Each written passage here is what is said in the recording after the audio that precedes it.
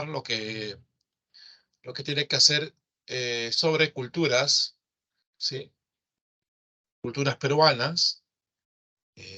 Vamos a estudiar sobre las culturas Chavín, también Paracas, lo que viene a ser el intermedio temprano, lo que es Nazca, Moche, Tiahuanaco, Wari, ¿no? Todas esas culturas vamos a estudiar el día de hoy. Así que vamos a empezar a compartir, ¿ya? A ver, entonces, en esta oportunidad vamos a trabajar el criterio, pues, que sigue John Rowe, ¿no? Rowe, como ustedes sabrán, es el que logra periodificar la historia peruana, ¿no? En etapas, vinculados al aspecto de la cerámica, ¿no? Al estudio de la cerámica, ¿no? Entonces, él habla de un horizonte temprano, un intermedio temprano, ¿no? Un horizonte medio. El horizonte temprano se da en la aparición de la cultura chavín, la cultura famosa que va a empezar a ser considerada como una de las más antiguas civilizaciones, ujú, junto con Caral. Intermedio temprano, donde está pues Nazca, Moche, y el horizonte medio, donde está Huara y Tiahuanaco, ¿ya? Así que hoy día vamos a estudiar estos procesos. A ver, empezamos primero con el llamado horizonte temprano, pero que también va a ser llamado el formativo, ¿no? El formativo. ¿Por qué se llama así? Fíjense que pone como el nombre formativo, pues, Lumbreras. ¿Ves? Guillermo Lumbreras. Lumbreras plantea que esta época es donde empieza a aparecer las primeras civilizaciones, ¿no? Las primeras civilizaciones. Okay.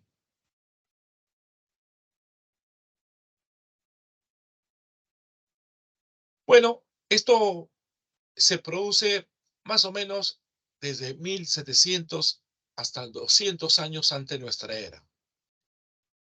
¿Qué estaba ocurriendo en el mundo? Pues la cultura de los griegos, ¿no? La antigua Grecia, ¿no? La época de Grecia. Bueno, en general, ¿cuáles son las características de toda esa época del formativo donde empieza a aparecer las primeras civilizaciones?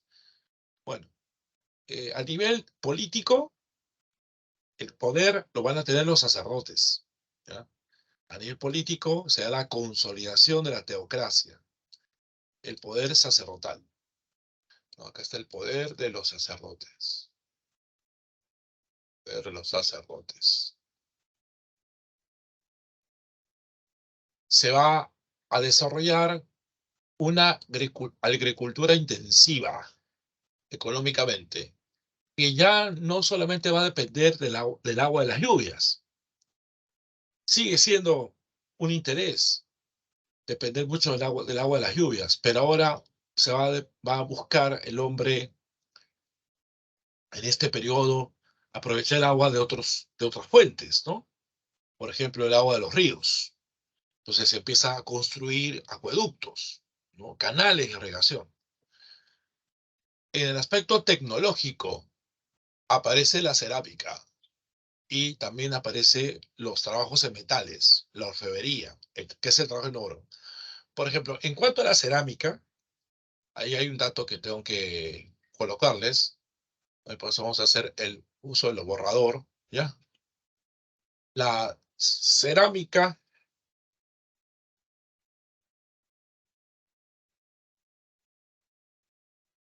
la cerámica más antigua,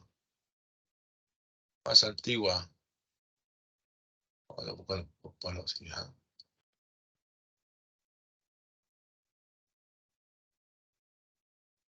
eh,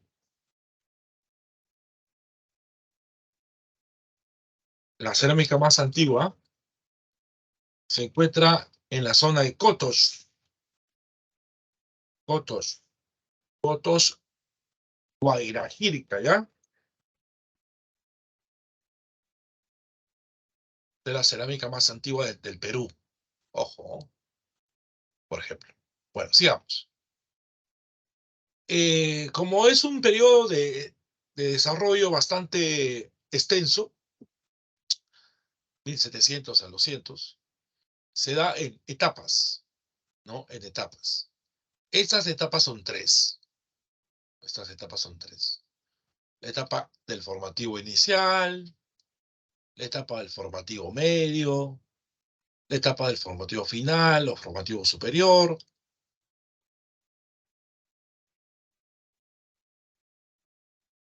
En el formativo inicial, por ejemplo, están algunas evidencias de desarrollo a partir de Sechín, ¿no? Que es una sociedad anterior a Chavín y que va a lograr tener un dominio sobre el valle de Casma, ¿no? En la zona de Ancash, ¿correcto? Sechín es un gran complejo ceremonial y que su característica de Sechín es la litoescultura, estas estelas que representan pues a sacerdotes guerreros. Y vamos a ver en algunas de estas estelas no solamente estos guerreros, vamos a ver también pedazos del cuerpo, manos, por ejemplo, pies, que están representados en las estelas. Este tipo de trabajo se llama litoescultura.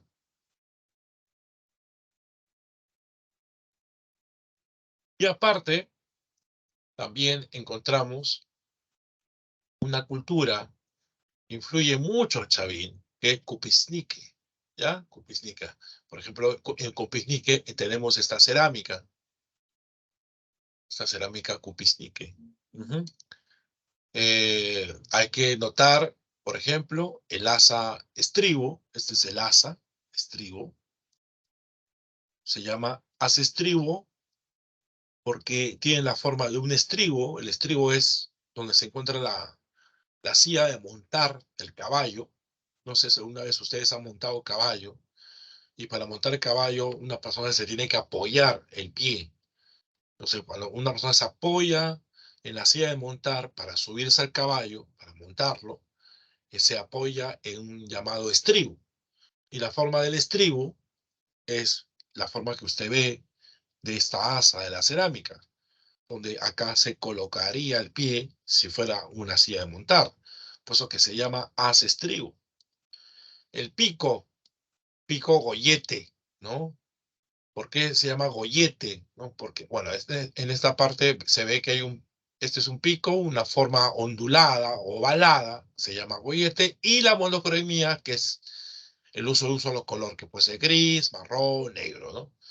Todos estos elementos luego serán asimilados por Chavín. Y también en la zona de Cunturuaz y Cajamarca se encontró una corona de oro con 12 caras, ¿no? 12 caras antropomorfas.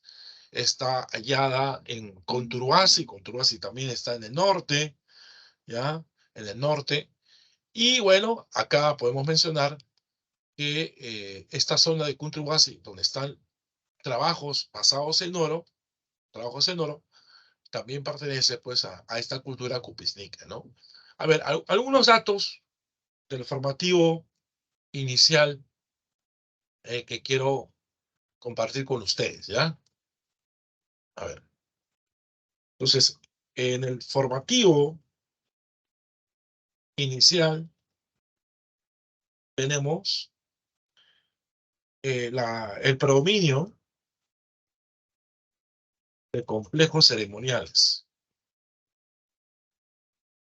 ¿ya? Y uno de ellos es Sechín, que lo hemos mencionado, ¿correcto? Sechín, Sechín. ¿Dónde se encuentra Sechín? Se encuentra Sechín en el valle de Casma. ¿Qué es lo que se va a caracterizar en Sechín? Sechín se va a caracterizar, pues, la presencia de un templo, ¿correcto? Con estelas, con estelas diversas, puestas como fachada, ¿no? Fachada. Entonces, en las estelas hay grabados, ¿no?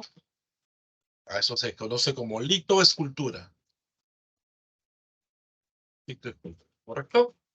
Muy bien, entonces ahí podemos mencionar el tema del formativo inicial, que es un proceso previo al desarrollo de Chavín, ¿no?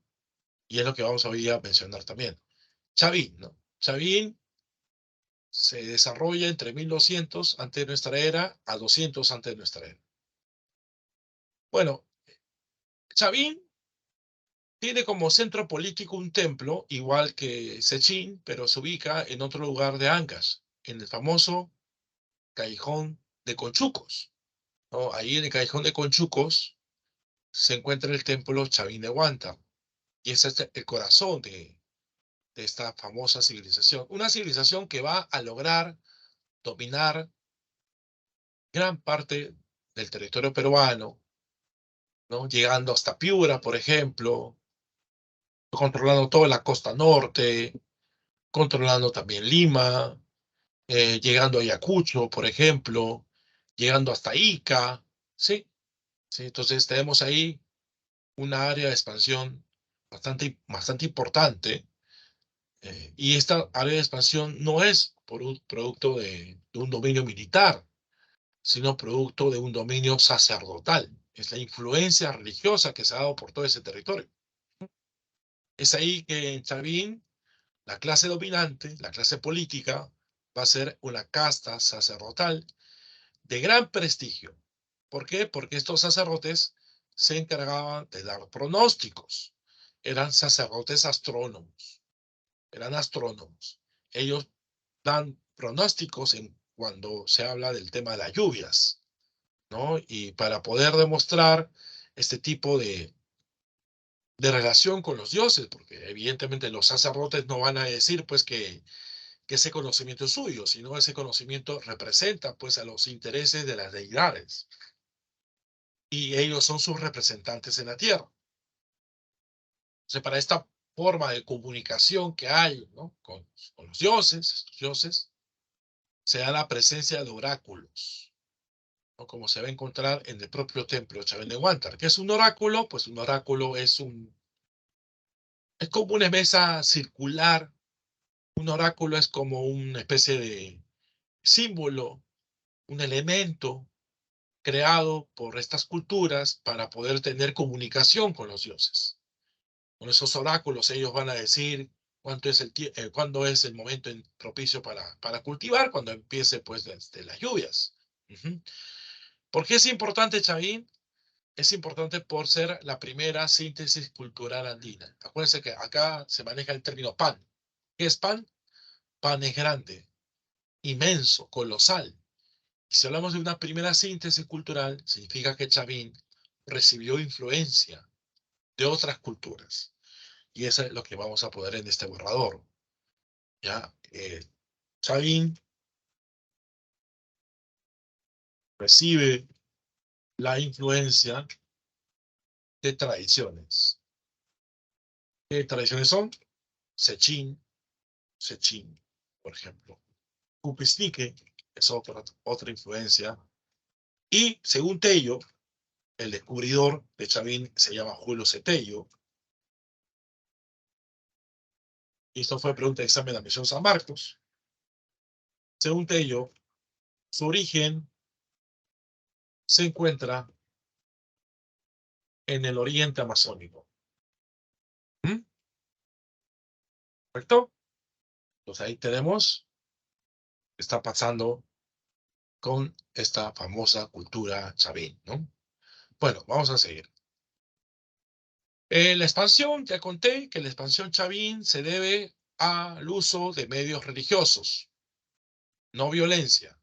El culto de Chavín logra expandirse, a lograr influenciar sobre otras regiones, costa, sierra, hasta la parte de la selva, que van a adoptar el culto a los dioses, van a adaptar o replicar el arte. Entonces, el arte que se expresa pues con la elaboración una serie de obras que vamos a verlo, ¿no? O sea, grabados en piedra, como, igualito como ocurría en Sechín, ¿no? Bueno, la religión. La religión de Chavín se debe a una especie de culto terrorífico, ¿no? Sí. Un culto terrorífico, un culto que genera, pues, el miedo en la gente, ¿sí? Los dioses que se imponían sobre la gente es a partir de unos dioses terroríficos. Dioses que van a ser plasmados en las esculturas, ¿no? En los grabados en piedra. Son dioses que tienen formas humanas, pero también esos dioses tienen rasgos de animales, ¿sí?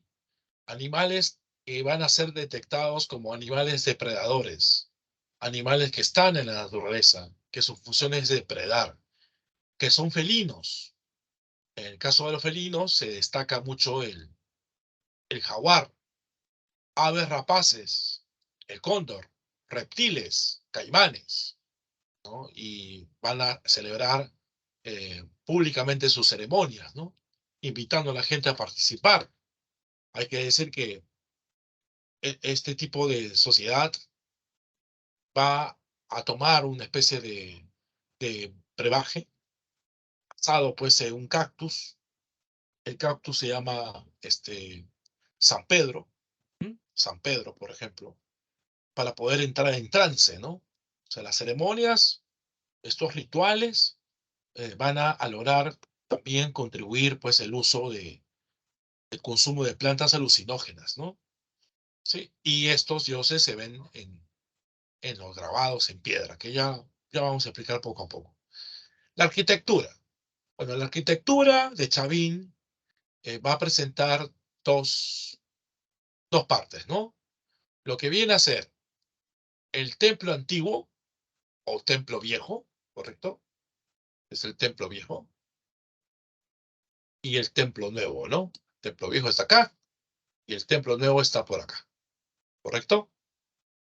Como dice, el templo viejo es el primero que se construye y en el templo viejo se va a encontrar la famosa obra escultórica conocida como el lanzón monolítico. Este es el lanzón, que está empotrado en los pasadizos, ¿no? Estrechos, muy estrechos, del templo de Chavín de Huántar. Entonces acá está el lanzón, ¿no? Está el lanzón, mide más de 4 metros de alto, se coloca en la parte de estos pasadizos subterráneos. Acá esta es una mirada de frente, ¿no? Acá de costadito, de frente, y vemos a este ser mitológico que tiene ojos, sus ojitos, tiene su naricita, ¿correcto? Tiene sus colmillos y te está saludando. Representa un ser mitológico que conecta el cielo y la tierra, dice, ¿no? Tiene extremidades humanas, colmillos de felino y serpientes en lugar de cabellos, como una medusa. Le van a llamar el dios felino. El famoso dios felino, el dios de Chavín, se ubica en los pasadizos estrechos del templo viejo, ¿no? Ujú. Donde también se van a realizar sacrificios humanos. En Chavín también se practica sacrificios humanos, por si acaso. ¿Ah? Bueno, por otro lado, el templo nuevo va a ser una especie de pirámide trunca que se va a ingresar por un portón, ¿correcto? Que se conoce como la portada falcónida. ¿Por qué? Porque es una puerta en donde está adornado alrededor de esa puerta con grabados de aves rapaces, ¿ya? Aves rapaces. También presenta una plaza circular hundida cerca del templo viejo y también hay una plaza mayor, ¿sí? Entonces, el santuario de Chavín de Huántar es el que se encuentra pues en el callejón de Cochucos. Es un lugar que va a ser constantemente visitado. Va a ser visitado para poder lograr saber cuándo va a llover. sea, el pueblo se acerca a este lugar, eh, ofrece ofrendas, otorga ofrendas a los dioses y van a tener una comunicación a partir de los sacerdotes. Los sacerdotes son los interlocutores de los dioses. ¿Sí? Por eso que es muy común la práctica de rituales y rituales de estos sacerdotes astrónomos que representan a estos dioses terroríficos y que el pueblo va a presenciar esos rituales, ¿no? Bueno, el templo está compuesto por dos en forma de U, plazas hundidas, galerías internas y ductos subterráneos, como ya había comentado. En cuanto al arte, el arte más importante de Chavín es la litoescultura, o también como se le puede llamar, escultura monolítica, ¿sí? Considerado la mejor expresión de arte de Sociedad Chavín, destacando el lanzón monolítico. Ya le mencioné, el lanzón que se encuentra en el templo antiguo. También destaca el obelisco Tello. El obelisco Tello tiene la forma de un prisma en donde se ve a dos caimanes copulando. Sí, copulando. Inclusive, en un lado de estos caimanes que están en plena cópula, se encuentra un símbolo muy famoso, que es la chacana. La chacana es la cruz andina, ¿no? La chacana. Se encuentra en la parte del obelisco Tello, ¿no? Fue allá en el patio circular, hundido, ¿no? Acá está el patio circular hundido, cerca del templo viejo, y representa a dos caimanes copulando. La litoescultura son grabados en piedra, en donde podemos ver que en este grabado, este sacerdote astrónomo sostiene en una de sus manos, sostiene un cactus. Ese cactus se llama la planta San Pedro, fuente de sus alucinaciones, ¿no? Entran en trance cuando están desarrollando la ceremonia. También hay trabajos en metales, se han encontrado objetos de oro en Ica, por ejemplo, ¿sí? En Ica, y también en la zona del norte del país, ¿no? En el norte del país se han encontrado artes decoradas. Uno de ellos está ubicado en la zona de Chongoyape y se conoce como los tesoros de Chongoyape.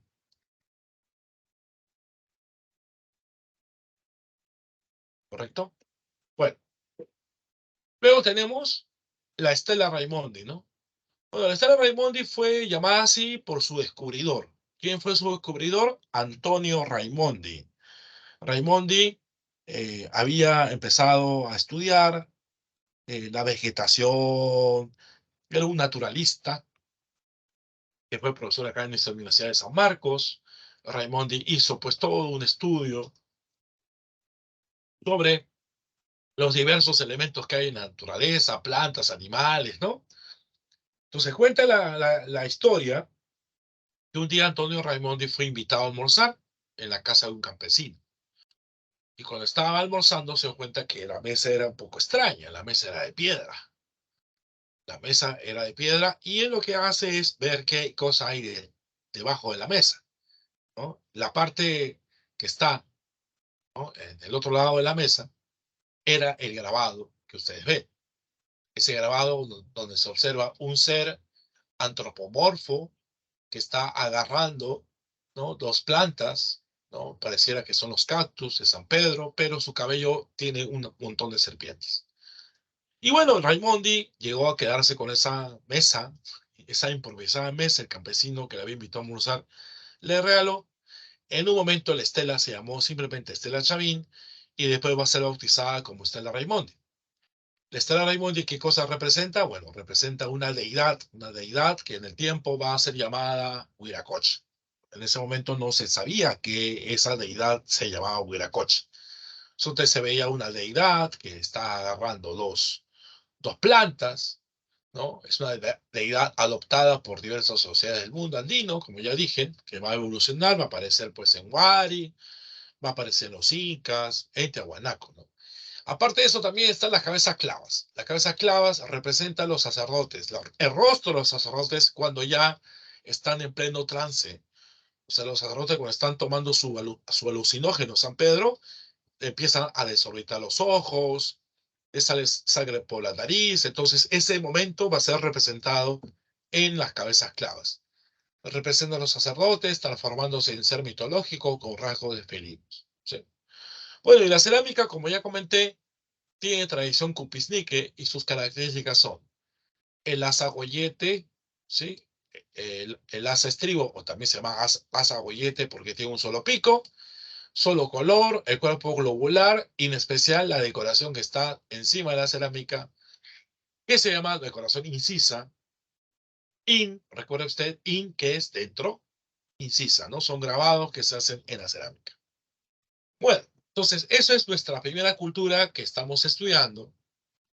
Nos faltaría hacer Paracas, Nazca, Moche, Tiwanaku y Wari, ¿no? Entonces, si ustedes se dan cuenta, son 6 culturas que vamos a hacer en la clase de hoy y hemos terminado con la primera. ¿Tienen alguna pregunta que hacerme hasta ahí? Si no, digan conforme. Sobre Chavín, ¿tienen alguna duda? Si no, digan conforme, por favor.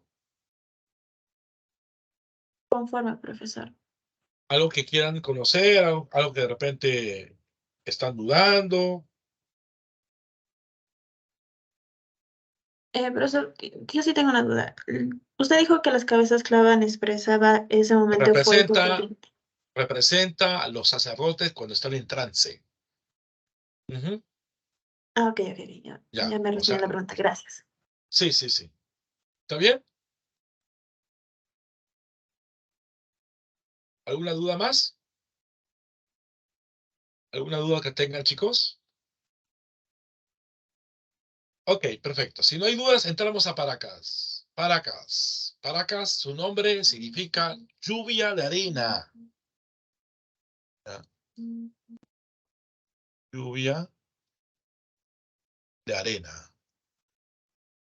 Eso significa Paracas. Lluvia de arena. Ubicada en la península del mismo nombre, en Ica.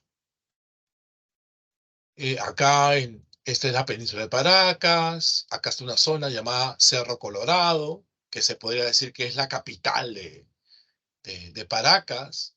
También hay otro lugar de Paracas que se llama Complejo Soto, ¿no? También hay otro lugar que se llama Ánimas Altas, ¿correcto? Son lugares donde se desarrolla esta cultura. Pero se ubica su corazón en la península de Paracas.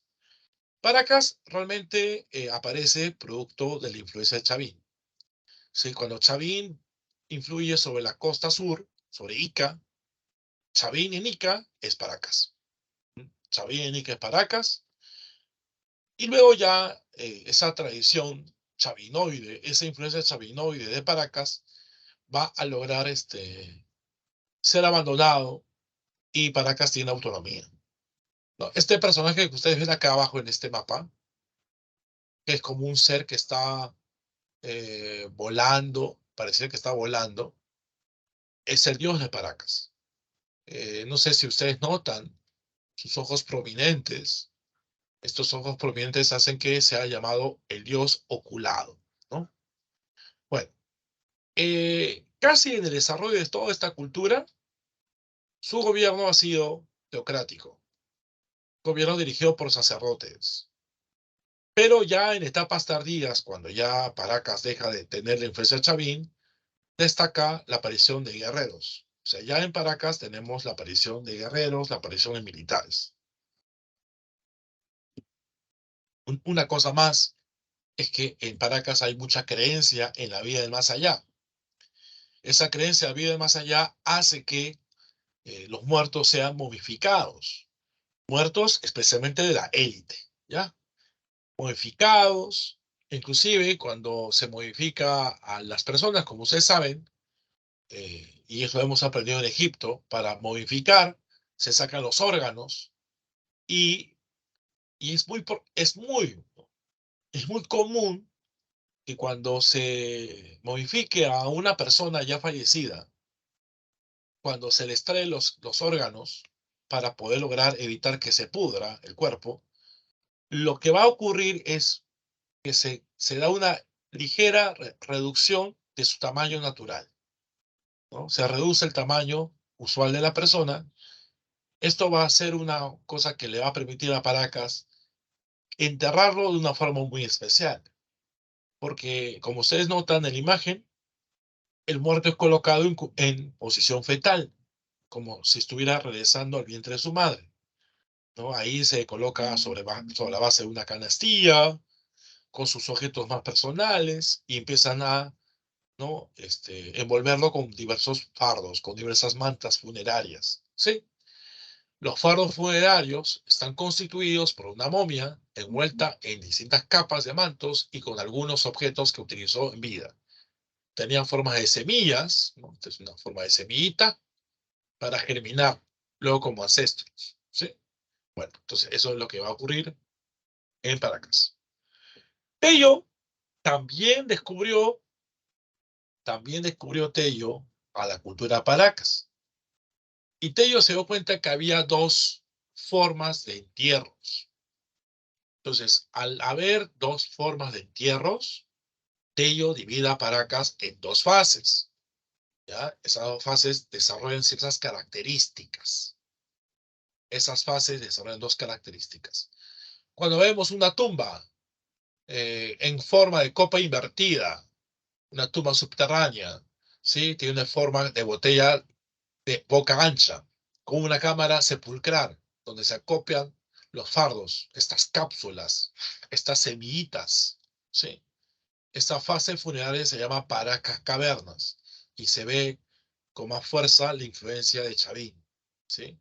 La influencia de Chavín, y que representa a una época donde había un predominio de un lugar llamado Ocucaje, que es el nombre que también se le coloca al estilo de la cerámica que representa la fase cavernas. Ese estilo Ocucaje tiene doble pico, azapuente, decoración con diseños chavinoides y es polícroma y se utiliza la cerámica o se hace la cerámica con el llamado método de la postcocción. Mientras que en la fase de necrópolis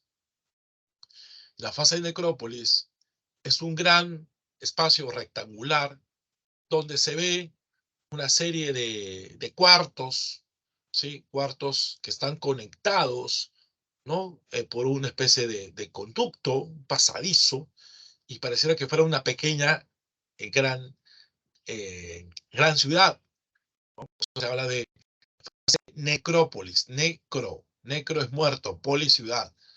Tumbas semisubterráneas de forma rectangular y construidas sobre pueblos abandonados.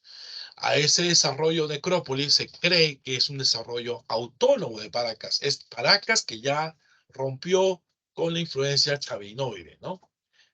La fase alfarera, la fase de la cerámica en esta etapa necrópolis se llama Topará. Topará. También presenta doble pico, también presenta esa puente, pero no hay diseño, no hay decoración, es monócroma y se utiliza la técnica de la precocción. Divinidades. Dioses con fuerte influencia chavín.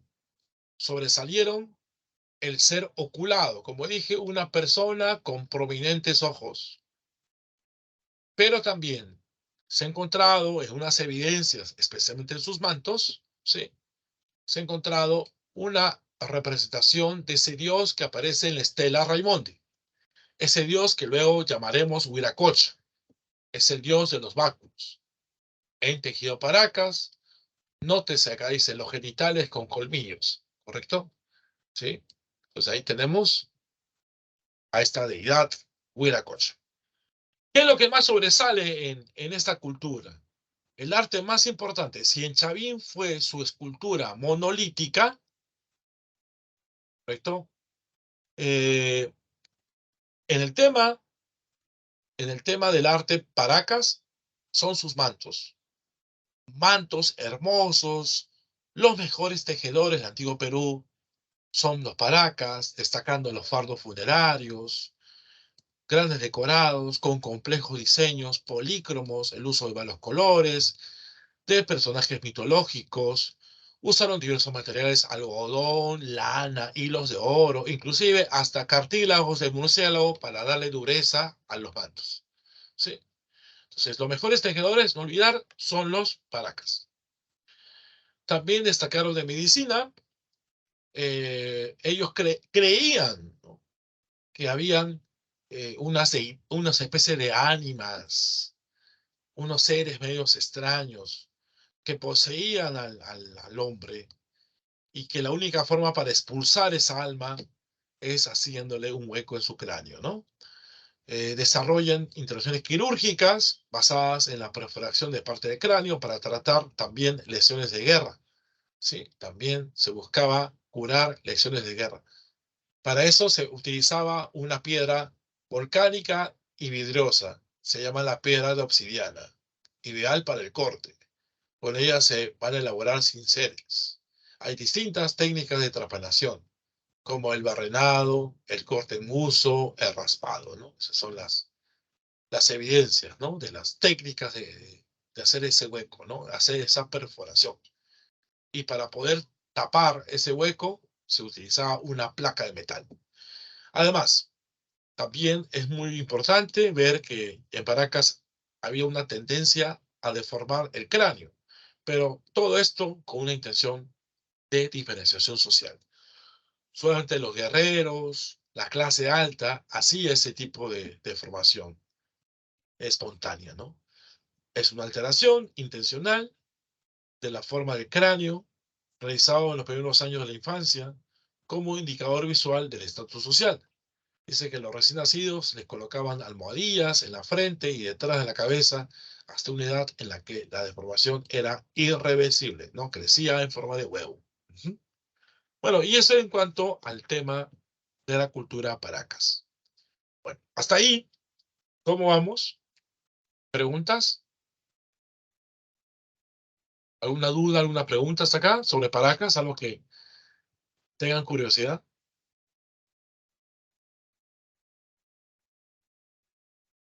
¿Sí o digan conforme? Todo claro, profesor. Ok, ¿alguna pregunta por ahí de los que me están escuchando, los demás?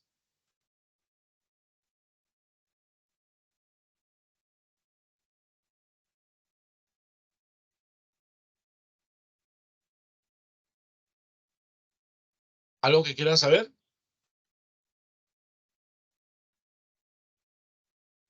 ¿Los demás todo bien?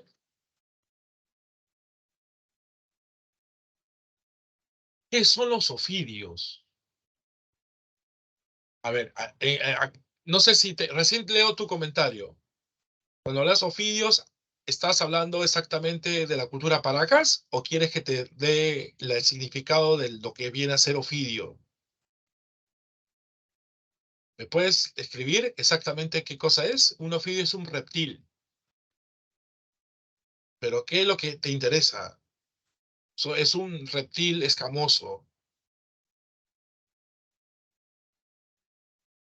¿Cuál es tu duda de los ofidios, mi estimada Astrid?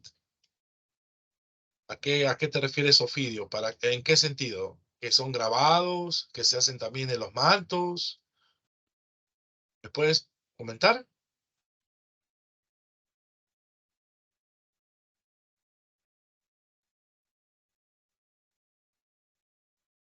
Astrid, ¿estás ahí?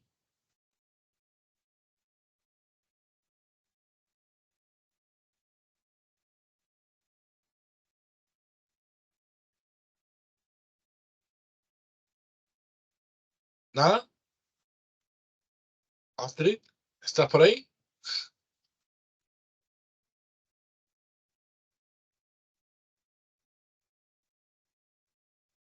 Ok, no me dice nada. Entonces vamos a seguir avanzando, ¿ya? Ok, a ver. Entonces entramos a un nuevo periodo, ¿ah? Intermedio temprano.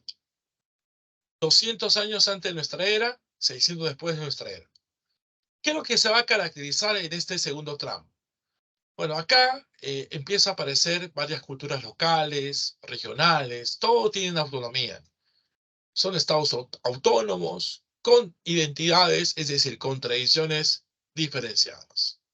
Entonces hay autonomía y tradiciones diferenciadas. En la costa, por ejemplo, habrá una gran ingeniería hidráulica a gran escala. Acá ya está el poder de los militares. Por ejemplo, acá se habla de una pregunta, examen de admisión, San Marcos, las famosas aristocracias guerreras. Acá dominan una aristocracia guerrera.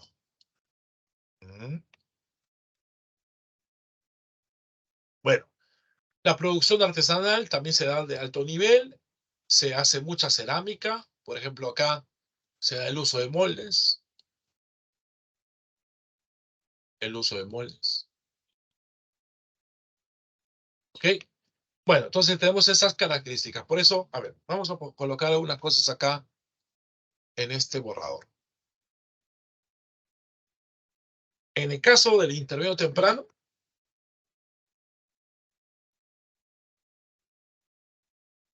sobresalen las sociedades regionales,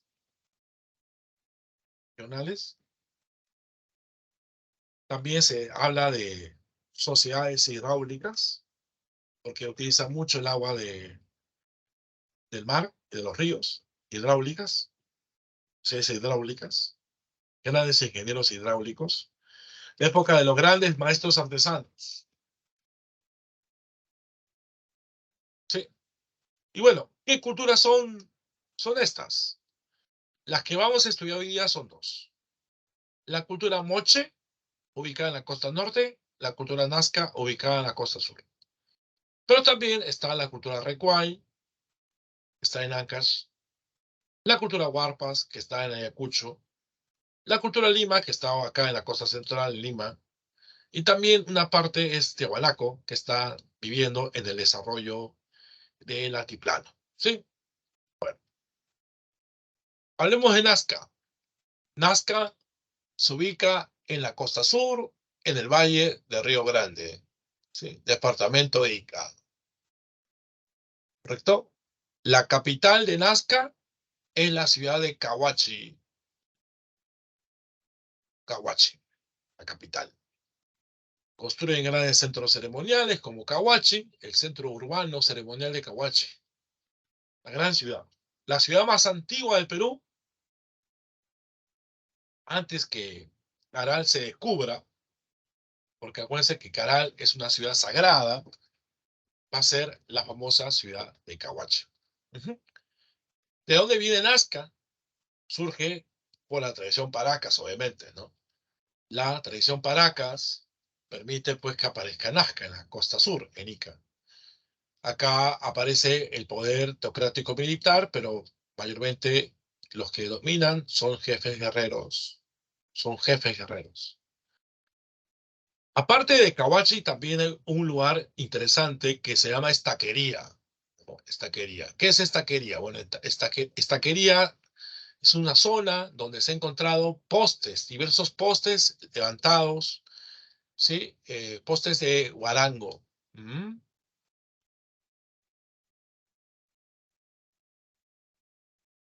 Vamos a poner el borrador, ¿ya?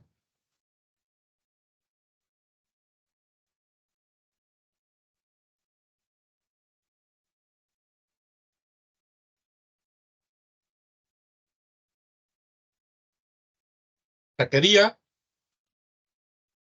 son postes colocados, hechos de postes, hechos de árboles de guarango,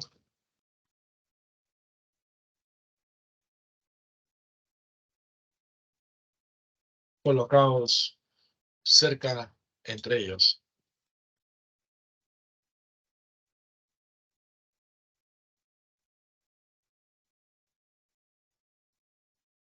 que posiblemente represente un centro de observación astronómica.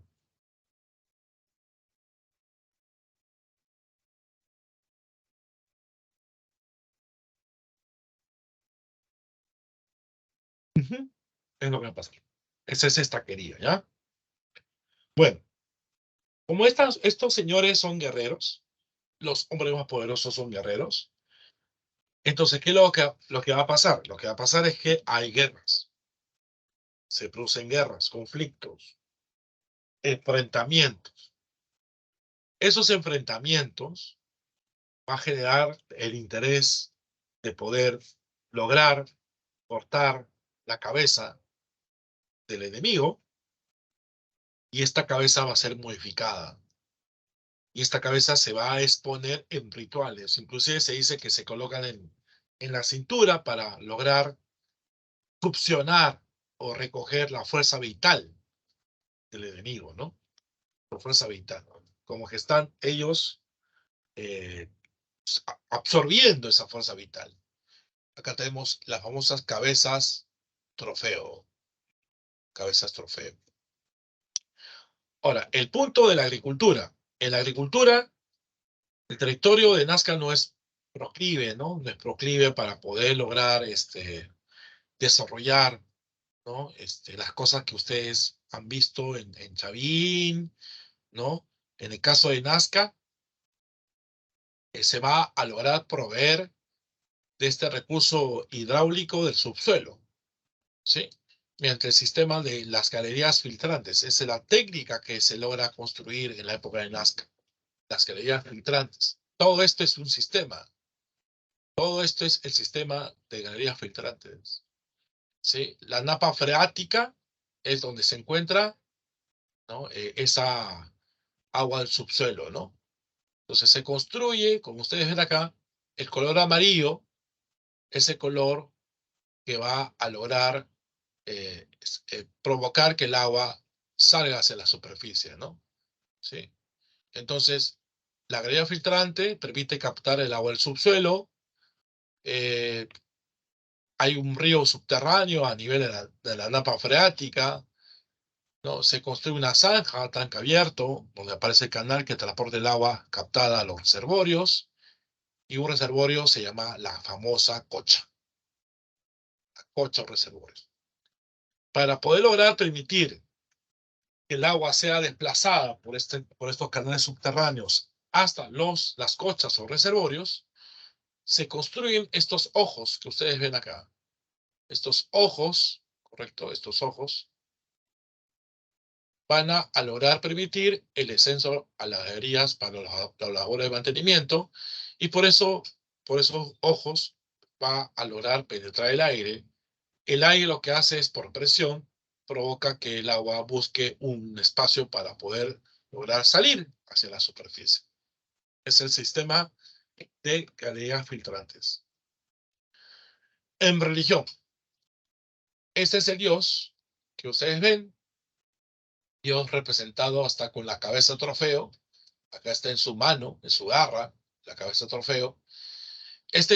Este ser, este Dios, tiene una máscara de felino y porta siempre un báculo, como ustedes ven acá, una vara, un báculo, y también posee la cabeza trofeo. Ese Dios es el Dios Con, ¿sí? El Dios más importante de Nazca es el Dios Con. Bueno, en su cerámica es lo que más sobresale. Se destaca por su policromía, que se llama horror al vacío. Es una cerámica pictórica porque está bien pintada. Pictórica, polícroma, con diseños, con imágenes, ¿no? Presenta ya doble pico, azapuente. No conocen ni el azul ni el verde, por ejemplo. Tiene un horror al vacío. ¿Qué significa el horror al vacío? Es la necesidad de pintar toda la cerámica a su alrededor, ¿no? Ese relleno de la totalidad de la superficie, ¿no? Esta es la parte más importante de Nazca, la cerámica. Aunque también, ¿no? Sobresale las líneas de Nazca. ¿Qué son las líneas de Nazca? Es un conjunto de gigantescos geoglifos. El nombre científico de las imágenes, ¿no? O sea, cuando tú haces una línea en la arena y tratas de dar una forma de una imagen determinada, se llama geoglifo. Estos son dibujos que se hacen en las pampas desérticas de Palpa y Nazca, construidas con fines religiosos, rituales, ¿ah? El hombre es muy ritual acá en la época antigua, como ustedes se dan cuenta, ¿no? Acá es una hipótesis de cómo se hicieron las famosas líneas de Nazca, ¿no? Se abren surcos, y de estos surcos, ¿no? Hay una especie de tierra blanca que se quiere sacar la arena que está encima, y pues va a permitir formar la imagen que ustedes ven, ¿no? ¿Por qué nunca se han borrado? ¿Por qué hasta ahora siguen intactas? Pues uno, por la ausencia de lluvias. Dos, porque los vientos alisios no llegan a borrar, porque hay unas montañas que están tapando, que están obstaculizando, ¿no? Esta llegada de los vientos alisios. ¿Cuáles son las teorías que se presentan? ¿Para qué se usó la línea de Nazca? Bueno, acá vamos a hablar de algunas teorías. Por ejemplo, la famosa matemática Maria Rech determinó que las líneas indicaban el movimiento de los astros y permitían predecir el inicio de las estaciones y llevar el control sobre los ciclos de agua. Es decir, un calendario astronómico con fines agrícolas. Después, Torío Mejía Cespe, que es el descubridor de esta línea de Nazca. Las líneas fueron creadas para ser recorridas por los peregrinos, conectando sitios sagrados con los centros urbanos. Según el norteamericano Reinhardt, son fuentes de agua, son ojos de agua, ¿no? Las líneas permiten localizar pozos y fuentes de agua. Y los centros de adoración al aire libre, ¿no? María Rosolowski es la defensora de esa idea. Son zonas de retiro para realizar ceremonias, para poder lograr tener un culto de la fertilidad y propiciar la lluvia, ¿no? Entonces ahí tenemos 4 interpretaciones de la línea de Nazca. Hay una más, que es la de Paul Kosok. Vamos a ponerlo. Paul Kosok, que era el que logró meter a María Reich al tema del estudio de la línea de Nazca. Los dos trabajaban juntos, después se separaron. Paul Kosok establecía que era un calendario zodiacal. ¿Sí? O sea, las imágenes que se proyectan son imágenes que eran como parte de una especie de gran horóscopo. ¿Qué imágenes son estas? Acá se vislumbra, ¿no? La imagen del colibrí, la imagen de la araña, el mono, por ejemplo, ¿no? Son algunas imágenes que están destacando en este ejemplo. Bueno, eso es Nazca. Sobre Nazca, ¿tienen alguna pregunta que hacerme?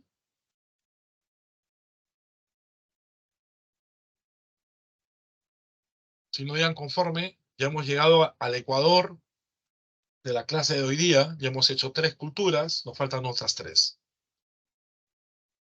¿Alguna pregunta sobre Nazca? ¿Alguna curiosidad?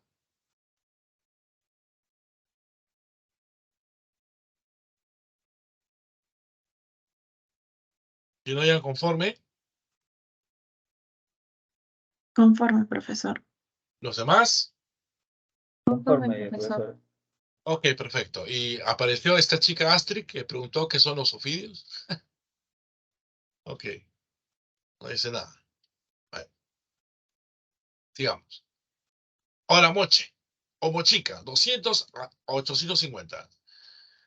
Bueno, Moche se desarrolló en gran parte de la costa norte, Piura, Lambayeque, La Libertad, Ancash. Bueno, y a lo largo de toda esa costa norte, como ustedes se dan cuenta, hay ríos. Está el río Reque, el río Saña, el río Jequetepeque, el río Chicama, el río Moche, el río Virú, el río Chau, el río Santa, el río de Peña, el río Casma, el río Guarmey. Entonces, la presencia de varios ríos permite pues el florecimiento de muchos valles, muchísimos valles. Y todos estos valles pues se van a empezar a construir centros arqueológicos que son parte de la cultura moche. Acá, por ejemplo, está la Huaca Pañamarca, la Huaca del Sol y la Luna, el complejo arqueológico El Brujo, San José de Moro. Son lugares como centros administrativos de toda esta esta sociedad. La palabra moche o mochica, primero mochica. Mochica viene de un idioma, el idioma muchic. Vamos a poner acá en el borrador, ¿no? O sea, había un idioma, el idioma de moche es el muchic. Y de ahí termina siendo mochica, castellanizado. Pero la palabra moche se debe al valle que forma el río Moche. Ahí estaba presente las huacas de la luna y del sol, ¿no? Que es una especie de pareja, ¿no? Pirámides truncas, una al costado de otra. En la huaca de la luna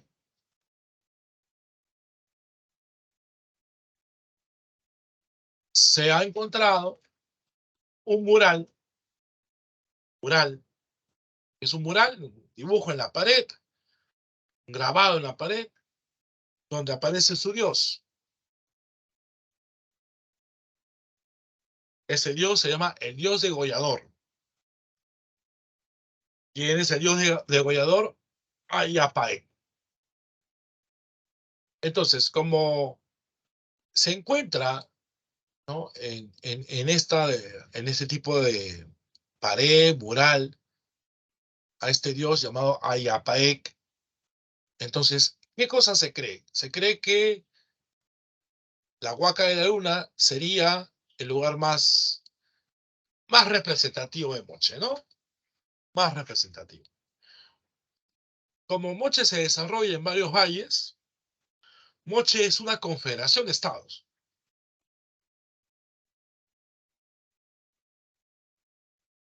Es una confederación de estados.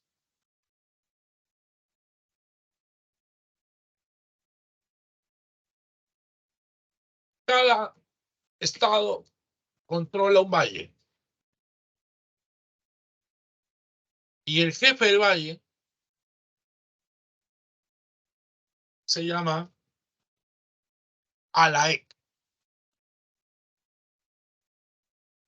Estos Alaecs, estos jefes de valle, son tanto mujeres como varones. Acá tenemos, por ejemplo, el caso del señor de Zipán y la dama de Cao. El señor de Zipán va a estar encontrado en Huacarrajada, que procede del complejo arqueológico de Batán Grande. Esto fue pregunta examen de Misión San Marcos. Mientras que la dama de Cao va a ser encontrada en el complejo El Brujo. ¿Correcto? El Brujo. El señor Zipán va a ser descubierta. El señor Zipán va a ser descubierto por Walter Alba. Walter Alba. Mientras que la dama de Cao va a ser descubierta por un arqueólogo llamado Réulo.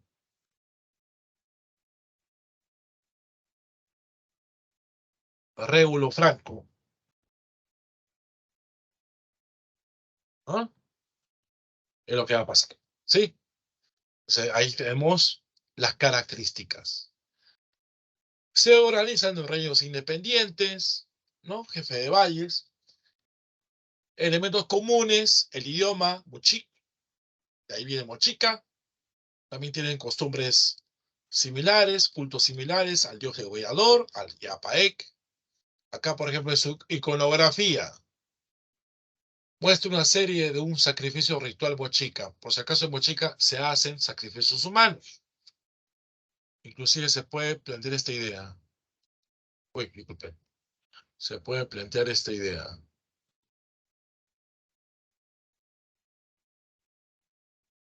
Moches se realizan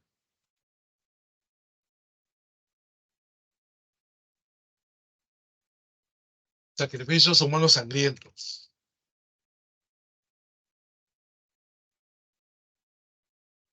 Sangrientos, ¿no? Corre mucha sangre. Inclusive se cree que el sacrificado se le va a degollar y la sangre del sacrificado se usará para llenar un vaso ceremonial y el sacerdote se lo toma, ¿no? Bueno, en la parte superior de esta iconografía, la élite sacerdotal entrega la ofrenda de sangre a un personaje que representa un ser mítico. Bueno, económicamente, la principal actividad de la agricultura intensiva, pesca y comercio, usando canales de regadío, acueductos como el canal de Ascope, ¿sí? Pero también dentro del desarrollo de Moche se aprovecha el uso de aguas pantanosas para poder lograr cultivar lo que viene a ser la famosa totora. Totora viene a ser pues, un elemento fundamental para hacer los elementos de transporte. Entonces, acá vamos a mencionar la técnica agrícola, aparte de los canales. La técnica agrícola viene a ser llamados la técnica de los huachaques.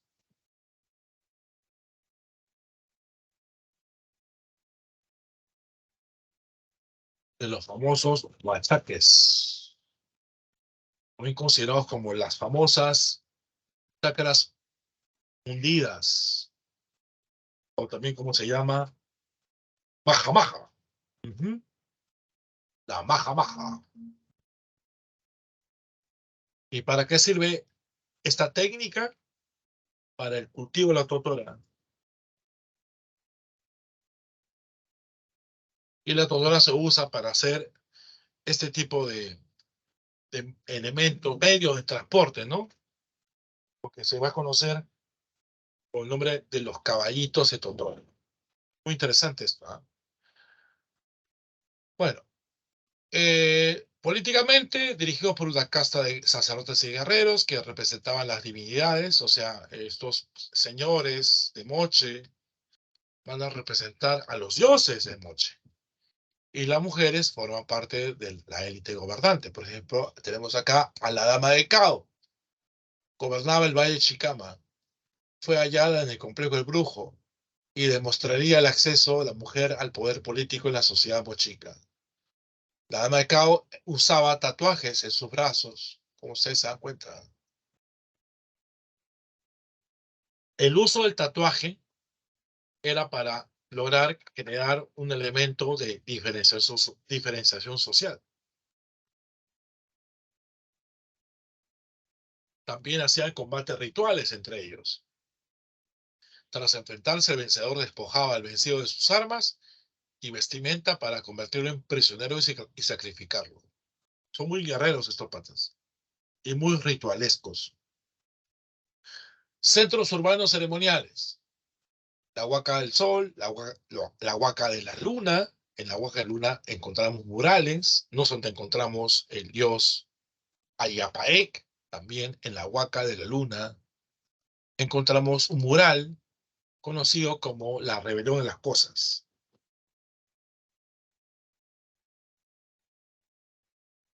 Encontramos el mural que llama Rebelión de las Cosas. ¿Sí? También está el complejo Brujo, está la Huaca del Brujo, la Huaca de Cao Viejo, ahí se encontró la dama de Cao, y Huaca Rajada, en Mantán Grande, se encontró la tumba del señor Zipán. Esta es una reconstrucción de la tumba del señor Zipán. El señor Zipán puede ser enterrado con todo su ajuar funerario, pecheras, narigueras, su bastón de oro.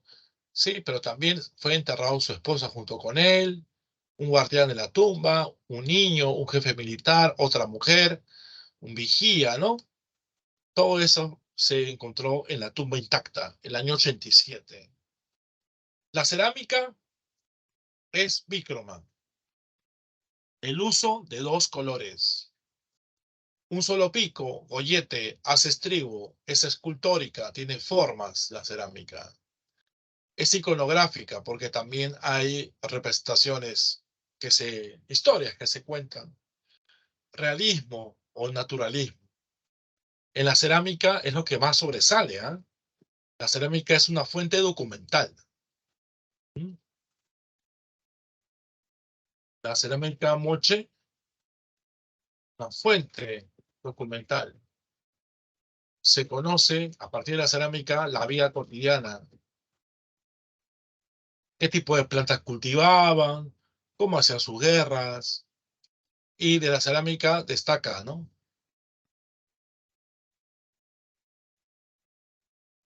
Destaca que viene a ser los famosos huacos retratos y también inclusive los huacos eróticos o huacos que también se meten al tema de la sexualidad, ¿no? En la cerámica moche. Lo sexual también es importante. Y ahí se podía conocer todo el elemento de la sexualidad, ¿no? Las relaciones que habían entre hombre y mujer. También se logra evidenciar la existencia de homosexualismo, por lo que se ve en la cerámica, ¿sí? Esos son aspectos que han logrado, digamos, destacar, ¿no? En ese ámbito. Metalurgia. El uso intensivo del cobre. Se aplican aleaciones como la tumbaga. El nombre de una aleación se llama tumbaga y el dorado del cobre. Por ejemplo, encontramos acá una orejera con incrustaciones de turquesas y el tocado de oro que representa un pulpito, ¿no? Bueno, eso es la cultura moche o la cultura mochica. Hasta acá, ¿cómo vamos? ¿Tienen alguna pregunta sobre moche? Los escucho. Faltan 2 culturas. Vamos, sí se puede. Vamos. ¿Preguntas? ¿Dudas? ¿Inquietudes? Si no vayan conforme, si no tuvieran ninguna duda sobre moche. Todo conforme, profe. Conforme, Ok. profesor. Profesor, una pregunta. Sí, te escucho. Solamente en el caso de lo que viene a ser Mochica, en cuanto a lo que es sus técnicas agrícolas, ¿solo fueron la construcción de canales de riego y Acueductos. acueductos? A ver, en moche hay acueductos, que también se llaman canales de irrigación. ¿Ya? Esos acueductos tienen nombres. Nombres de esos lugares. El más conocido se llama Ascope, ¿correcto? Pero también utilizan la técnica de los famosos huachaques para el cultivo de la totora. ¿Sí? ¿Me escuchas? Sí, profesor, sí lo escucho. Ya, esas son las 2 técnicas que sobresalen de moche. Los huachaques y los canales de irrigación, o también llamados acueductos. ¿Sí? Ok, profesor, gracias. Ok, si tienes alguna duda me dices más. ¿Otra pregunta?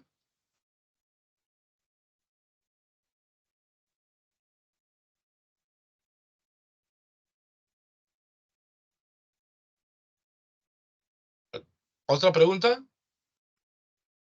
Digan conforme si fuera así. Creo que vi una señorita que quería decir algo, ¿me parece?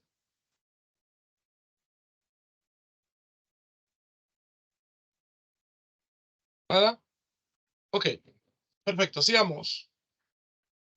Y ahora nos vamos al horizonte medio. 600, 1100, 1200, ¿sí? Bueno, tenemos acá un pequeño punto interesante, ¿no? En Horizonte Medio vamos a destacar 2 culturas que logran tener un contacto, logran desarrollarse de manera paralela y tienen una interacción, que son la cultura Wari y la cultura Tiahuanaco. ¿Sí? O sea, las 2 culturas llegan a coincidir en su desarrollo histórico. Por eso que cuando se habla de las características del Horizonte Medio, se debe entender que cuando se habla de los Andes, la sierra, es la época del periodo de expansión, dominio e influencia de Wari. Tanto así que Wari se convierte en ¿qué? En un imperio. En un imperio. ¿Qué es un imperio? Un imperio es un estado que somete a otro estado por medio de ¿qué? De la violencia. y el primer imperio de toda la historia peruana es Wari.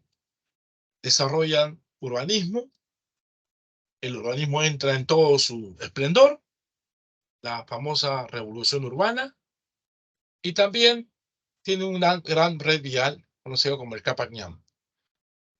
Ahora, también hay la cultura tiahuanaco, que se desarrolla en el altiplano. La época en donde los dos coinciden es cuando el tiahuanaco ya se expande, pero su expansión no es igual que la de Wari. Wari hay militares, hay un desarrollo pues expansivo a través de la guerra, pero en el caso de Tiahuanaco no. En Tiahuanaco no hay militares y todo se debe a la influencia religiosa. Así que cuando Wari se desarrolla y Tiahuanaco coincide con ese desarrollo, Tiahuanaco está en su proceso de expansión. Además, en Tiahuanaco se va a trabajar con metales, con el bronce, y se hacen aleaciones con el bronce. Y en Tiahuanaco va a lograr sobresalir el culto a un dios que también se ve, ¿no?, en el caso de Wari, representado en su cerámica. Ese dios será el dios de los báculos. Ese dios que hemos visto pues en varias oportunidades, en Chavín, ¿no?, en Paracas, por ejemplo, ¿no? También denominado dios llorón en el altiplano. Algunos investigadores creen que sería una imagen de Huiracocha o también de Tunupa, es otro dios. Y ese dios que aparece ahí está también representado en la Puerta del Sol. Es un monolito hallado en el templo de Cala Sasaya, que es una obra arquitectónica de Tiahuanaco, con funciones astronómicas, posiblemente un calendario solar, ¿no? Bueno, entonces ahí tenemos lo que ocurre en los Andes con Wari, lo que ocurre en el altiplano con Tiahuanaco. Bueno, hablamos de Tiahuanaco. Primero, Tiahuanaco se desarrolla 200 a 1200. Fíjense en la fecha.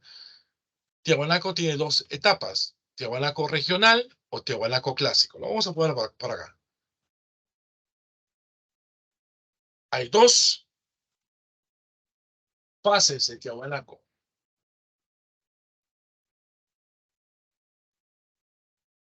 Es la fase regional y la fase clásica, o también fase conocida como la fase expansiva. ¿Sí? La fase expansiva. La fase regional y fase clásica expansiva. Bueno, sigamos. ¿Dónde se desarrolla? Meseta del Collado, en el altiplano boliviano, aunque también va a dominar otros territorios por su influencia religiosa. El sur del Perú, el norte de Chile, ¿no? Ese es un estado expansivo, colonizador, pero no usa la violencia. Como dije acá, no hay militares. Esta expansión, la expansión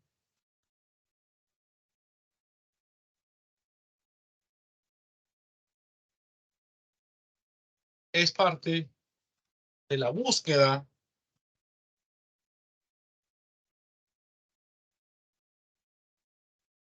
de recursos en otras regiones. Entonces acá se va a dar, ¿no?, el llamado control vertical de pisos ecológicos.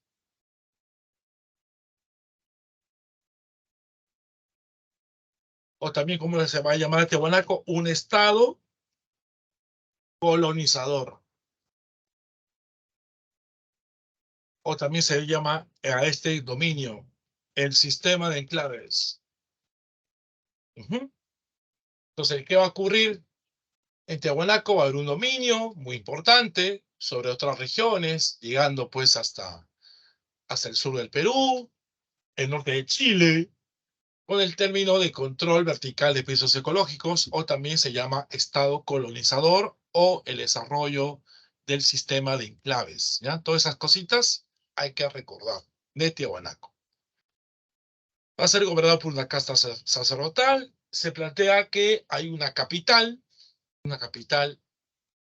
de Tiahuanaco, que se conoce como Taipicala, es el centro ceremonial y administrativo que gobernaba los pueblos de la cuenca del Titicaca, y dentro de esta ciudad de Taipicala, encontramos un conjunto de edificios arquitectónicos, ¿sí? Por ejemplo, está la famosa pirámide de Acapana, ¿no? La pirámide de Acapana, está el Palacio de Calasasaya, todas esas cositas nos vamos a encontrar. Y cerca del Palacio de Calasasaya también está la famosa Portada del Sol. Bueno, sigamos. Economía, bueno, la economía es ganadera, la altura, se llama pastoreo, la crianza de camélidos, la llama es el animal ya por excelencia, ¿sí? La llama. La llama es un animal multifacético, ¿ah? Por ejemplo, su carne se consume. Inclusive hay técnicas de conservación de alimentos, que es el charco. Su pelaje se utiliza para la chompa, para el abrigo. Sus orejas, su hocico, sus patas, se hace correas, se hacen hojotas, que son las sandalias. Hasta inclusive se puede usar como animal de carga a la llama. Puede soportar hasta 30 kilos.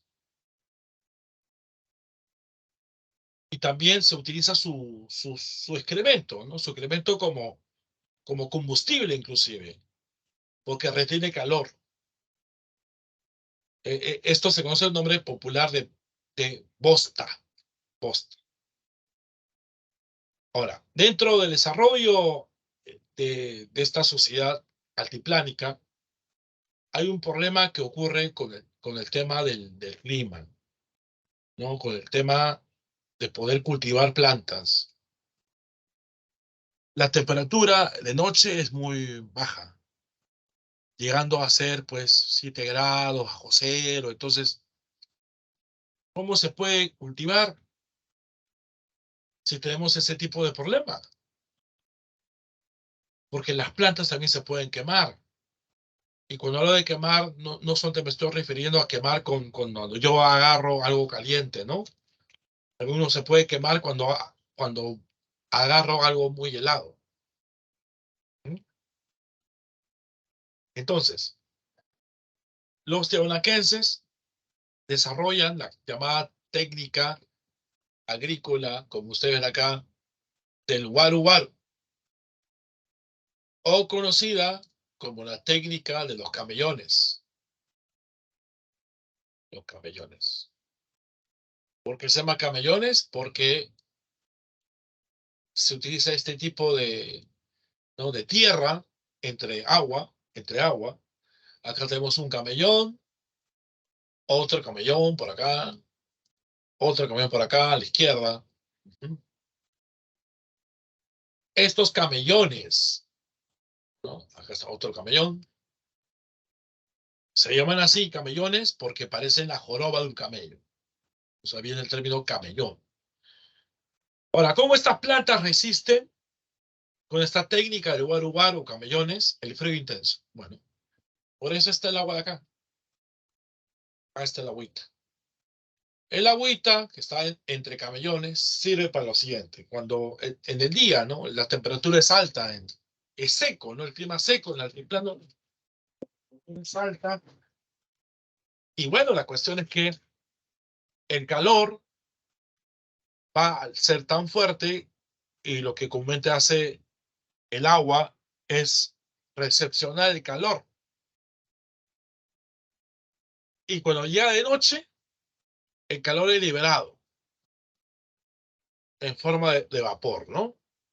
Cuando llega la noche, el calor es liberado y entonces va a empezar a cubrir la planta como si fuera una especie de invernadero. Como lo cubre, entonces ahí viene la posibilidad de que se concrete esos objetivos, que es cultivar los productos en zonas de altura, en zonas de altura. Y acá está lo que comentaba, ¿no? Tiahuanaco, cuando va a empezar a expandirse, trayendo recursos de otros lugares, esta técnica se llamará el control vertical de los pisos ecológicos. El objetivo es acceder a recursos, y esto fue pregunta de examen de admisión San Marcos, acceder a recursos de diversas regiones sin depender de intermediarios. Trasladan a su población, estableciendo colonias, difundiendo sus costumbres a diferentes regiones, por ejemplo, la tradición del culto a Huiracocha. Este sistema también se llama el sistema de archipiélagos. Y acá, por ejemplo, los tiahuanaquenses van a traer pues pescadito, van a traer pues cultivos de ají que se dan en la zona de la Yunga, ¿no? Maíz que se dan en los valles interandinos, ¿no? O en su defecto pues traen también flores de la Amazonía, ¿no? Tomando en cuenta que ellos viven en el altiplano.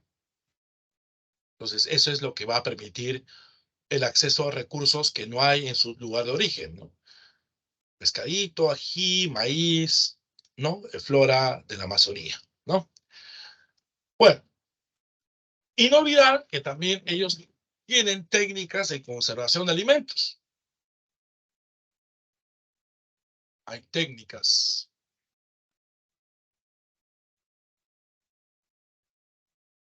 de conservación de alimentos. Uno es el charqui. El otro, ¿qué es el charqui? La carne seca, salada, de llama, usualmente. Y el otro es el chuño. ¿Qué es el chuño? La papa seca, ¿no? Bueno. En el arte más sobresaliente de Tiahuanaco es la escultura, conocido como los monolitos, que representan a gobernantes con objetos rituales. El monolito más conocido es el Bennett, que mide más de 7 metros de altura, también conocido como la estela de Pachamama, fue allá en el templete, o en el monolito Ponce, ¿no? Que mide 3 metros, que está ubicado en el templo de Calasasaya. También hay otro monolito que se llama el Fraile, por ejemplo.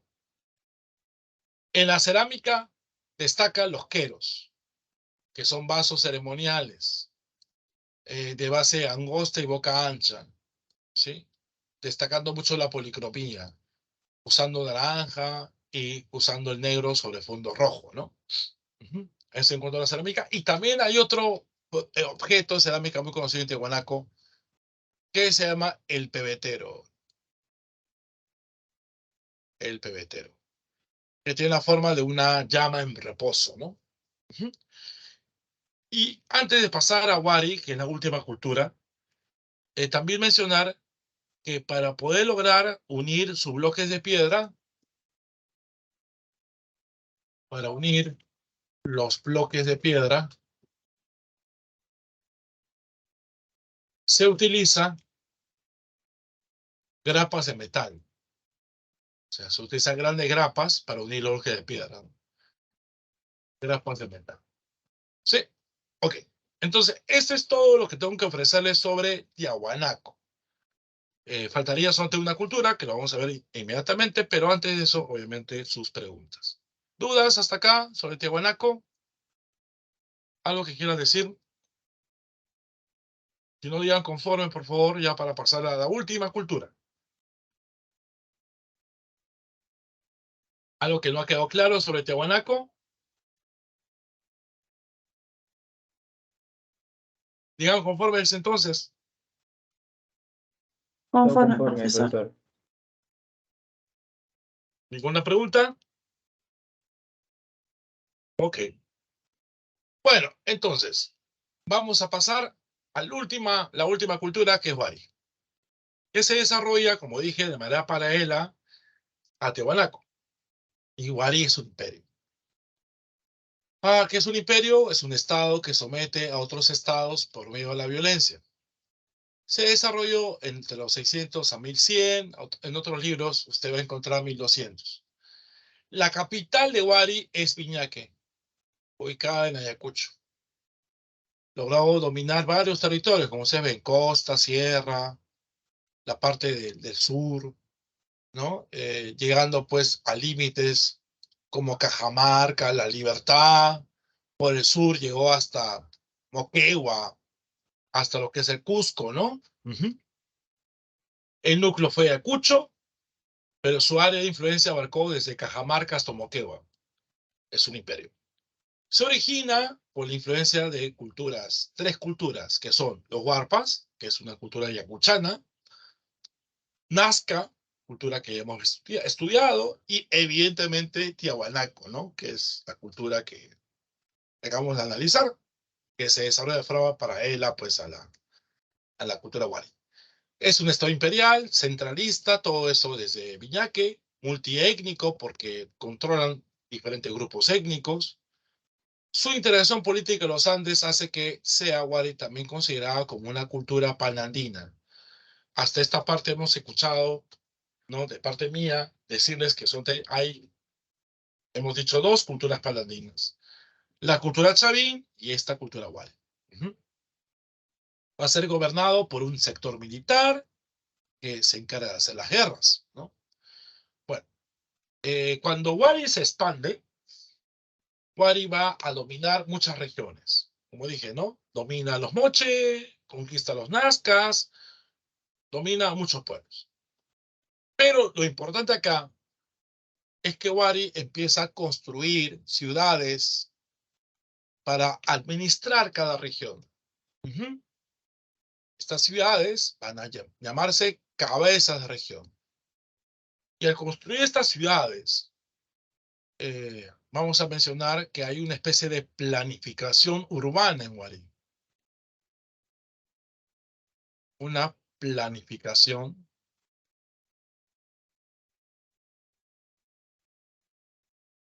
urbana.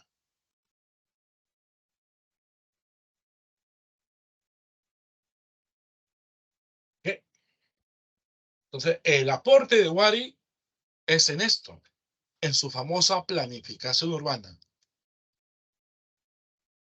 Vamos a repasar. En Chavín fue su litoescultura, en Paracas fue sus mantos, los mejores tejedores del antiguo Perú. En Nazca va a ser también lo que viene a ser la cerámica polícroma, lo que viene a ser en Moche también su cerámica como fuente documental, ¿no? Como una cerámica realista, bícroma. En Tiahuanaco su escultura, pero en Huari la planificación urbana es lo más interesante, sobresaliendo pues estas famosas cabezas de región. Las cabezas de región, las más conocidas son las que ustedes ven en este mapa. Por ejemplo, la cabeza de región que controla La Libertad se llama Huiracochapampa.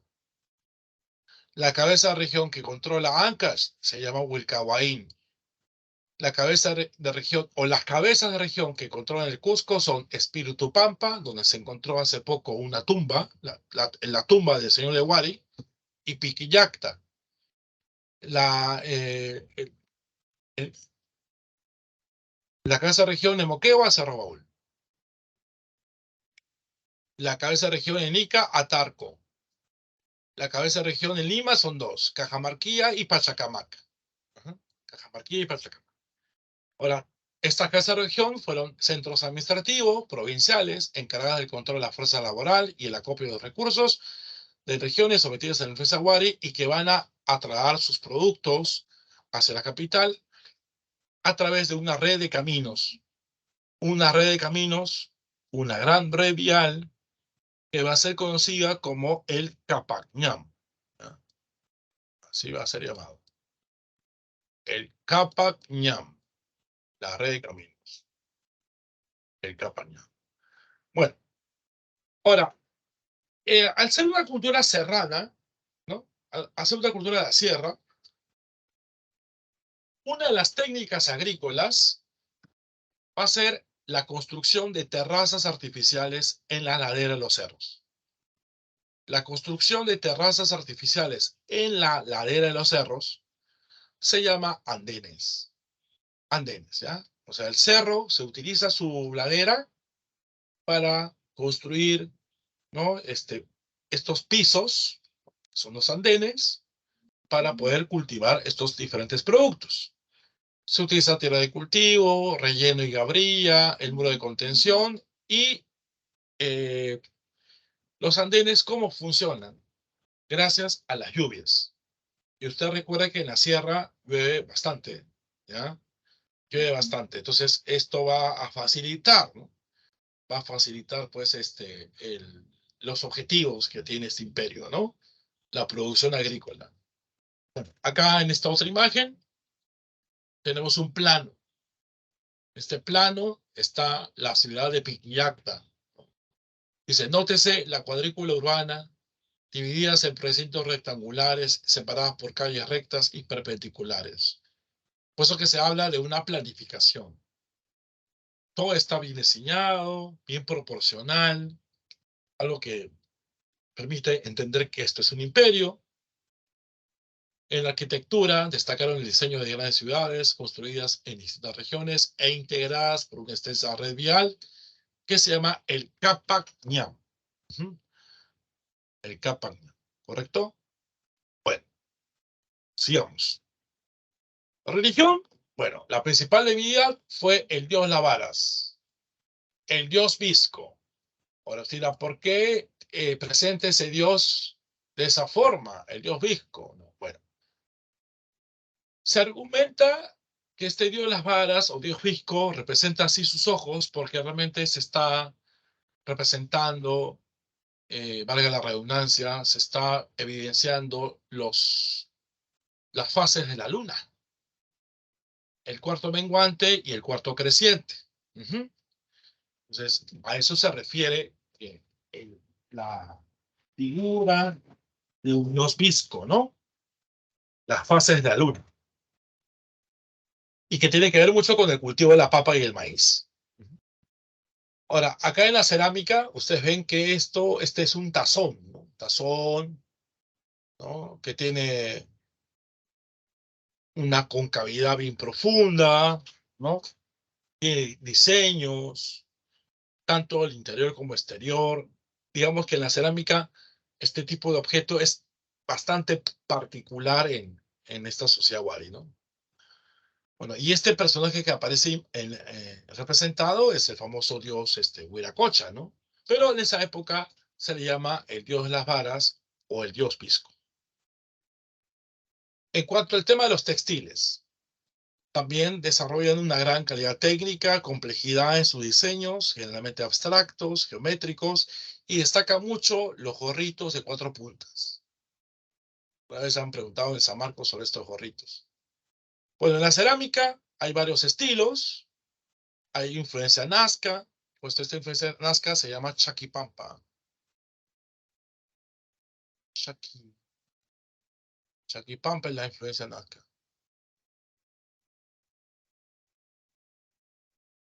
Y en su Francia imperial hay 2 estilos, Robles Moco y el estilo Pacheco. Y luego, no olvidar que se encontró una tumba en el 2001 por el arqueólogo Juan Fonseca, que es el señor de Vilcabamba. Su hallazgo demostraría la presencia de Wari en la selva alta, que es la zona de Vilcabamba, y se aprecia una máscara ritual y un escudo con diseños ondulados. ¿Por qué cayó Wari? Factores externos e internos. Externos por la crisis agrícola por el fenómeno del Niño, también por la invasión de los yaros y chancas, y factores internos porque ya había una especie de pedido de autonomía, luchaban por ser independientes de las regiones que estaban siendo sometidas por Wari. Bueno, y es así que hemos terminado 6 culturas, ¿no? A lo largo de toda esta clase, y no olvidar que en el desarrollo tanto de la época antigua como de la época medieval se está dando el desarrollo de estas culturas. Por ejemplo, La edad antigua, recordar que empieza a partir de la invención de la escritura, más o menos hacia el año 3300 antes de nuestra era, y termina con la caída del Imperio Romano de Occidente, 476. Tenemos acá las etapas que hemos estudiado: intermedio temprano, intermedio tardío, que es lo que corresponde a la edad antigua de la historia. El intermedio temprano, Chavín Paracas; en el horizonte temprano, perdón, Chavín Paracas; intermedio temprano, Moche y Nazca, ¿no? ¿Sí? Y luego en la Edad Media está el horizonte medio, Tiahuanaco y Huari, ¿no? Que se desarrolla entre los 600 a 1100. Ok, entonces eso corresponde a todo lo que tiene que ver con la clase de hoy día. ¿Tienen algunas dudas? ¿Preguntas hasta acá? ¿Preguntas, chicos? Ninguna, profesor. Ok, perfecto. ¿Todo conforme entonces? Sí, profesor. Ok, entonces 6 minutitos para que hagan sus preguntas y de ahí empezamos a responder, ¿ya? 6 minutos para su práctica.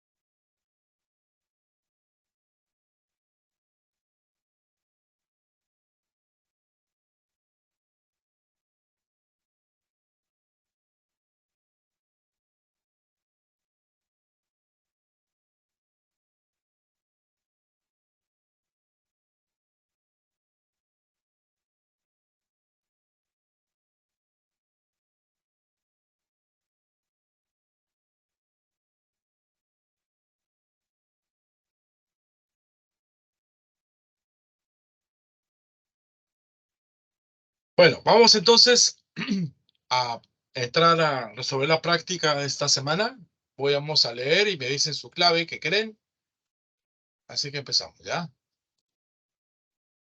Dice, durante el primer horizonte, la cultura chavín se valió del conocimiento especializado de sus sacerdotes, tanto en el movimiento de los astros como en la ingeniería hidráulica, ya que al conocer el funcionamiento y construcción de canales de irrigación, controlaban el suministro de agua en las sociedades vecinas. En el aspecto religioso se basó en el culto a dioses terroríficos, además de celebrar grandes ceremonias públicas, donde se generalizó el consumo de plantas alucinógenas como el cactus San Pedro y el yopo. Con respecto a las características de la sociedad chavín, podemos afirmar que 1. Los sacerdotes especialistas rendían culto a dioses híbridos de aspectos terribles. Los campesinos hicieron uso de las armas para imponerse sobre las etnias. La alimentación variada se logró a través de un mayor control sobre el agua. El conocimiento en hidráulica permitió construir una red de canales de regadío. ¿Qué clave será? ¿Qué dicen? Profesor, esa pregunta tiene clave Obvio. porque no sería la 1, la 3 y la 4. ¿La 4? ¿Qué? ¿Dónde hay red de canales de regadío en Chavín? En el caso de Chavín, por ejemplo, sí, ¿Hay no, canales de no, regadío o hay acueductos? bueno, sería acueducto. Entonces sería la 1 y la 3. Claro, pues, ten cuidado, ¿ah? En Chavín nunca hay una red de canales de regadío. No existe red de canales de regadío. En Chavín Acueductos hay entonces son. acueductos subterráneos, inclusive Ya, son ok, profe. subterráneos. Acuérdate de eso, son subterráneos los acueductos. ¿Ya? ¿Qué clave es entonces? La, La ¿qué C, la clave? C. La C, ok. 1C, 1C, 1C. Perfecto. Muy bien, a ver, entonces, vamos a pasar a la 2. Vamos a pasar a la 2. Un ratito, ¿ya? Dale la 2. Listo.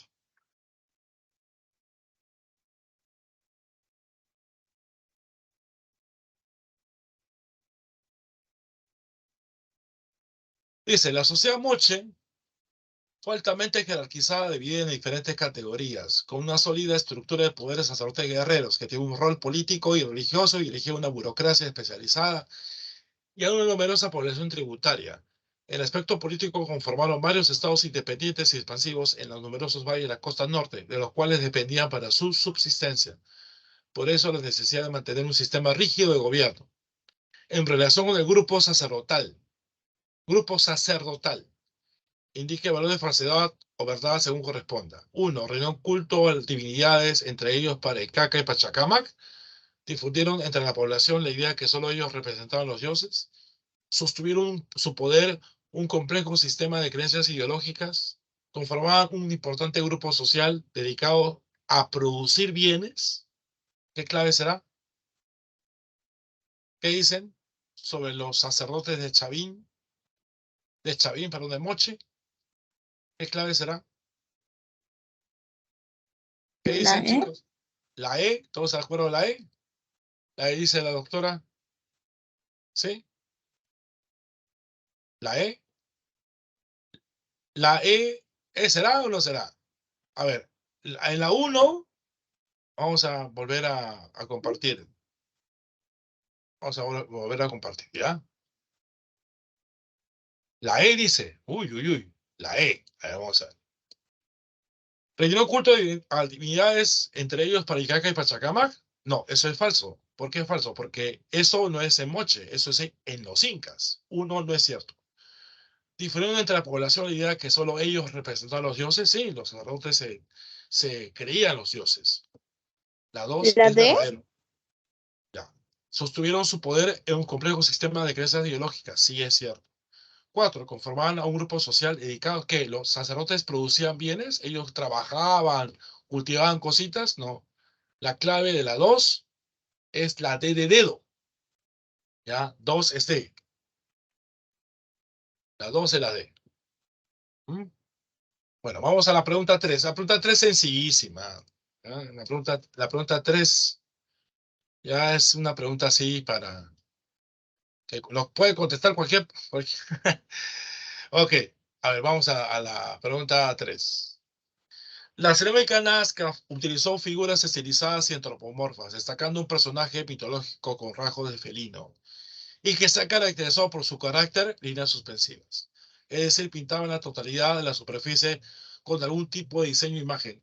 Los arqueólogos han denominado esta técnica ¿con qué nombre? Líneas suspensivas. ¿Qué clave será? La B. Vamos. La B, la B. La B, pues, ¿no? La única, ¿no? La B. Excelente. La 3 es la B. Facilito, ¿eh? Ok. Dibujitos. Vamos a los dibujitos. Dibujitos. Hay dibujitos acá. Pregunta 4. A ver. Dibujito. Los pobladores de Tiahuanaco, para hacer uso de sus tierras más productivas, utilizaron diversas técnicas de cultivo, que les permitió aprovechar el recurso hídrico. A continuación, mostramos imágenes de esas técnicas agrícolas empleadas por los antiguos peruanos. ¿Cuáles son las utilizadas por Tiahuanaco según las imágenes? A ver, en la imagen a la izquierda, ¿qué técnica es esta? ¿Qué técnica es la que usted ve en la izquierda? ¿Cómo se llama? ¿Qué tipo de planta es la que está cultivada ahí verde? Antes que se vaya el tiempo, chicos, vamos, rápido, rápido, rápido. ¿Qué son? ¿Qué son? ¿Nadie se da cuenta qué es? Son Tiene la la totora. totora. La totora. ¿Eso qué es? ¿Qué técnica es? Los famosos ¿qué? Guaru, Huachaques. Huachaques. ¿Qué guaru guaru? Guaru guaru no es. Huachaque es el que está a la izquierda. Guaru guaru es el que está en el medio. ¿Y qué cosa está en la derecha? Ahí está Los andenes. Andenes. los andenes. En Tiahuanaco, ¿cuál de las 3 fotos son las que hace Tiahuanaco? De las 3 fotos, ¿cuánto? ¿1, 2 o 3? La primera y segunda. No. Dime primero, de las 3 fotos, ¿qué fotos son las que hace Tiahuanaco? La de la izquierda. No, dime la cantidad. 1, 2 o 3. Una. No, chicos, no. ¿Dos? ¿Por qué puede Dos, decir, dos. por qué puede decir que una si hay 2 claves? Si hay una clave de 2 palabras. Dos. 2. ¿Cuáles son esas 2? De la clave. ¿Qué clave es? Huachaques y camellones. Huachaques y camellones. ¿Qué clave será entonces? ¿Qué clave será? La Vamos B. con la clave viene a ser la B. La B, camellón. Huachaques hace los moche. No se confundan, chicos. No se confundan. A ver, vamos a ver otra vez, ¿ya? ¿Sería la D? A ver, primero, vamos, creo que ya se están mareando, ¿ah? ¿Qué técnica es la primera foto de la izquierda? ¿Cómo se llama la foto de la izquierda? Vamos, chicos. Se me va el tiempo. Huachaques. Huachaque. ¿Qué cultura es huachaque? ¿Qué cultura es huachaque? ¿Tiahuanaco? Es moche. La del medio. ¿Qué técnica es la del medio? Es camellón. Ese es Tiahuanaco. Y la otra es andenes. También es Tiahuanaco. ¿Qué clave será entonces? ¿Qué clave será? La C. La C. Guarubaru y andenes. ¿Correcto? La 4 de la C y la 5 también de la C. Por si acaso. 4, C y 5 la C. ¿Entendieron, chicos? Me dicen ya para salir. ¿Entendieron? ¿Todo conforme? Sí, profe. Sí, profe. Ok, perfecto. Listo. Cuídense mucho. Nos vemos hasta la próxima semana. Chao, chao.